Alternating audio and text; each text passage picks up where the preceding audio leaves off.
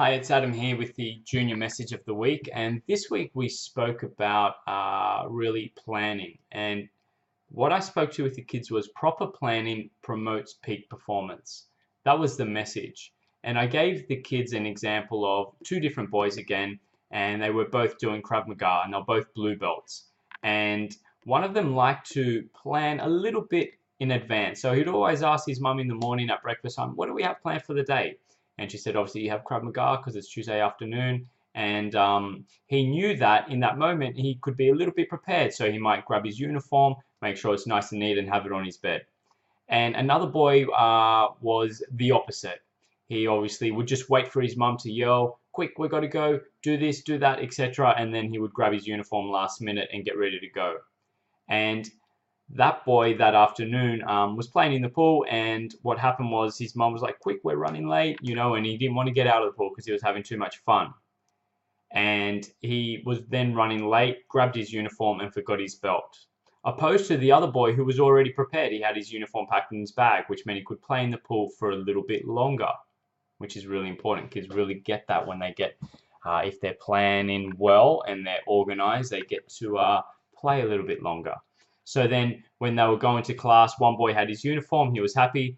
The other boy that didn't have his uniform and his belt, sorry, he had his uniform but his belt, started arguing with his mum, said he didn't want to go, he felt embarrassed, and it was a struggle for mum to get him to the class. And he said he didn't want to do it, etc., because he didn't have his belt and he was a little bit disorganized. But at the end of class, they both had a good experience, and then he realized, yep, I love it, and then he was happy. So I sort of sit down with the kids and say, well, how does planning in advance help you become better? And we started to explore different areas that you can plan a little bit, okay? And this might be, for instance, academically is the most common example that we can talk about, and that just comes down to doing assignments.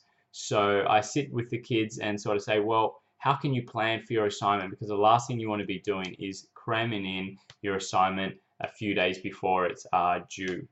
For parents, I mean, we really need to maintain consistency here, and it depends on the child and more so their personality. Some personalities will naturally be organized. That's just the type of person they are. The other ones might need a little bit more prompting because they have a different personality. However, as a parent, still you need to make sure you maintain that consistency, and it might be a little bit more work depending on their personality. But if we can have that routine and structure, it will definitely make things a little bit more enjoyable.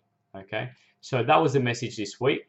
And again, depending on the child's age, you'll tailor the message differently. If you're talking to a mini warrior, you might talk on their level, use their language, and make it a very simple, put it in a simple context, opposed to if you're talking about a warrior, obviously they're doing homework independently and assignments, and you can put it into context for their life.